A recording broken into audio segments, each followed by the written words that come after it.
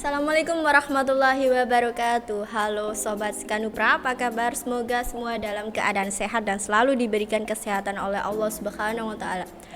Ini adalah Skanupra Podcast yang akan dipandu oleh saya sendiri, Nesa Amelia dari kelas 10 jurusan Multimedia. Untuk tema kali ini adalah tentang pengalaman belajar di Universitas Negeri. Oke, untuk kali ini saya tidak sendirian, saya ditemani dengan Kak Dina Putri Amanda. Halo Kak. Kak, gimana nih perasaannya masuk di kuliah negeri Trunojoyo?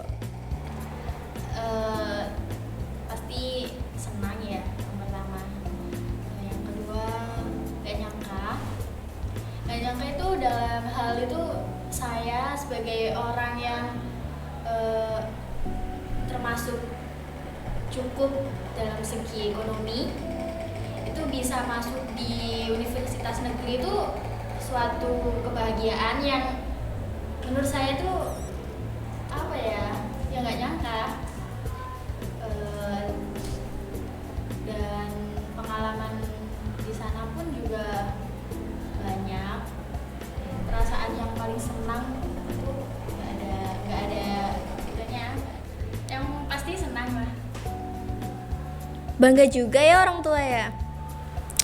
Pasti, karena kebetulan saya juga anak pertama perempuan satu-satunya di keluarga.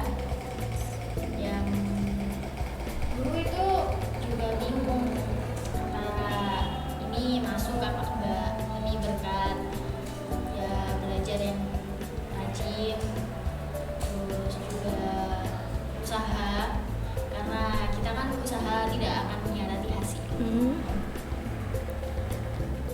Ceritain dong pengalaman awal masuk kuliah gimana sih Kak? Mungkin yang udah masuk kuliah udah kayak biasa ya. Kalau saya dulu itu terkejut dalam hal apa ya, banyak. Soalnya di kuliah sama di dunia sekolah, dunia perkuliahan sama dunia kerja itu sangat berbeda. Kebetulan saya lulus dari SMK Ma'arif ini tuh bulan 3. Selanjutnya itu saya bekerja. Dulu nggak ada pikiran untuk lanjutin kuliah, tapi karena ada temen terus gimana nih kamu nggak nyoba kuliah gitu, terus yaudah akhirnya cobalah daftar. Dulu kan ada SNMPTN ya, seleksi nasional masuk perguruan tinggi negeri. Nah itu aku sama temen aku itu sama-sama dari jurusan multimedia juga.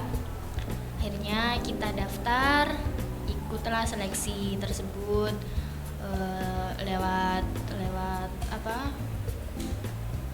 link daftar, dan tahap-tahapnya kita ikuti semua dari kumpulan nilai rapot.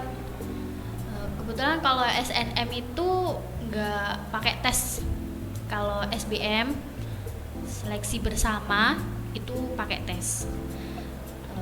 Bikin terus udah nih masuk kaget pertama. Kaget itu kita nggak tahu apa-apa, dunia perkuliahan itu kayak gimana. Di sana juga cuma teman satu yang kenal dari sekian ribu mahasiswa baru. Kita cuma kenal 2 atau beberapa anak mungkin dari grup. Terus ya nggak nyangka aja gitu, pertama kali masuk kayak kayak gini kuliah, gini ternyata beda sama sekolah. Sama nggak sih dengan sekolah di SMK? Kalau sekolah itu kita diajarin, kalau kuliah kita belajar sendiri. Mungkin untuk kayak maba semester 1-2 itu dosen saya pernah bilang Kalian di sini maba masih dianggap anak kecil, masih dianggap anak yang kayak baru tahu dunia perkuliahan. Jadi kayak wajib diajarin. Kalau udah semester, kapan kita dianggap nggak jadi maba itu kita semester 3, dan itu udah lepas. Kita harus belajar sendiri, kita harus cari tahu sendiri, ada ketergantungan sama dosen. Dari teman-teman kuliah banyak nggak yang lulus jurusan multimedia? Banyak. Rata-rata multimedia itu ke sistem informasi. Kalau saya kan teknik informatika ya di sana. Itu kebanyakan itu TKJ. Jadi buat yang pengen masuk kuliah informatika juga bisa. Banyak kayak hubungan pelajaran di sekolah sama mata kuliah di sana itu ada hubungannya. Tapi rata-rata kalau informatika itu TKJ, dan kalau multimedia itu di sistem informasi. Gitu. Apa sih kendala ketika kuliah, Kak? Kendala ketika kuliah, sejauh ini kendala kuliah itu satu sih, ada kayak kita nggak ngerti, kita bingung, aku harus tanya siapa, aku punya temen. Rata-rata ya kita harus pinter milih temen, apalagi dalam ngerjain tugas. Itu sih kendalanya, kalau nggak ngerti tuh bingung cari siapa yang bisa yang ngajarin, siapa yang bisa bimbing aku kecuali dosen. Kalau kita dijelasin teman kan lebih paham, bahasanya lebih ke kayak teman biasa, nggak terlalu formal. Jadi itu sih kendalanya. Menurut Kakak, solusinya dari itu semua gimana, Kak? Untuk siswa-siswi yang pengen kuliah, pengen lanjut untuk mengejar cita-citanya, pengen lanjut pendidikan, itu sekedar saran. Itu yang pertama harus niat, karena niat itu awalan. Kalau kita niat pasti semuanya lancar. Kedua, dukungan orang tua, karena dukungan orang tua itu sangat penting bagi saya, dan menurut saya sangat mendorong dan sangat berpengaruh. Terus ketiga, ya rajin-rajin aja belajar. Belajar itu nggak perlu berlebihan, belajar itu secukupnya. Semakin banyak belajar, semakin banyak lupa. Bisa nggak kita ngikutin jejak sukses dari Kak Dina? Bisa, boleh banget malah. Pokoknya itu tadi, kita harus benar-benar belajar. Apalagi kita pengen kan, pasti setiap anak itu, aku punya cita-cita pengen jadi dokter, mungkin kalau masa kecil gitu kan. Terus aku pengen jadi ini, aku pengen jadi itu, gimana ya caranya? Ya kalian rajin-rajinnya aja belajar gitu. Kita cari informasi, mana sih tipsnya biar aku bisa jadi apa yang aku inginkan gitu. Saran-sarannya dong buat kita yang ingin melanjutkan kuliah. Saran, ya sama sih, kalian itu pengen untuk kuliah itu jangan sekedar kayak aku kuliah, kayak mikir aku kuliah, derajatku ini anak kuliah gitu. Jadi kayak jangan kayak merendahkan yang bekerja atau apa. Karena apa ya, ya boleh-boleh aja kita mikir kuliah itu enak, emang kuliah itu enak, tapi kuliah itu tidak seenak yang kita bayangkan. Tapi itu enak, paham nggak? Kayak kalian itu boleh mikir gitu. kayak di film-film itu kan kayak aku cuma berangkat bawa tas udah lulus gitu. Tapi itu butuh niat karena semua itu harus ada niatan yang baik. Terus kita harus punya semangat belajar, punya semangat yang tinggi untuk mencapai apa yang kita inginkan, dan itu semua tergantung sama diri kita sendiri. Oke, dulu magang PSG-nya di mana, Kak? Saya dulu kebetulan magangnya di Maja FM Maja Mojokerto. Spill dong cerita PSG-nya, Kak. Aduh, cerita PSG ya. Di sana itu sebenarnya enak, pakai banget. Di sana magang, nyantai, kita dapat ilmu. Di sana itu kita harus kita nggak boleh introvert. Oke. Karena kita kalau introvert itu kita dapat apa? Di sana kan pasti ada senior nih, ada bos, ada direktur juga di sana. Nah, di sana itu kita diajarin yang bulan-bulan pertama itu wajib harus perkenalan, harus kayak belajar sosialisasi, kayak kenalan satu sama lain, belajar biar akrab.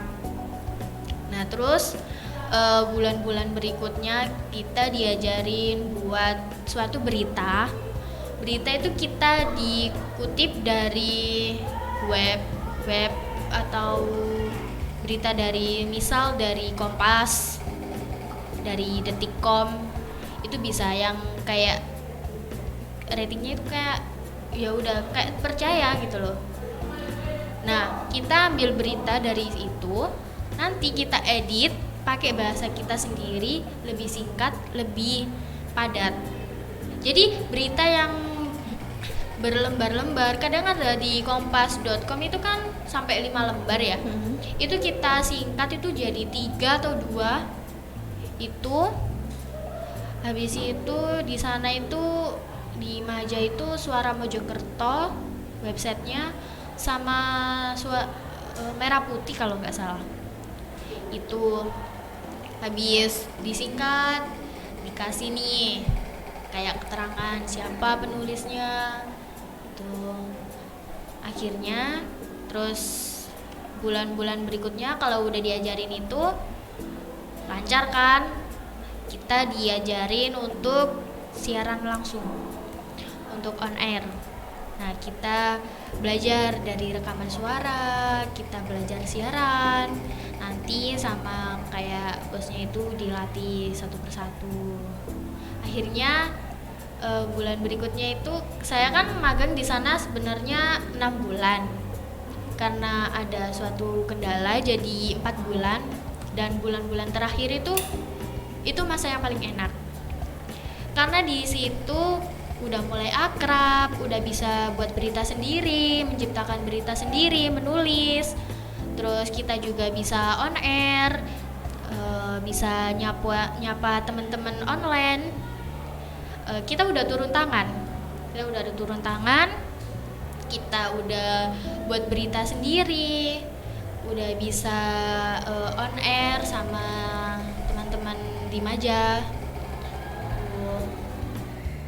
Ada nggak kendala atau kesulitan di PSG dulu, Kak? Ada waktu awal-awal.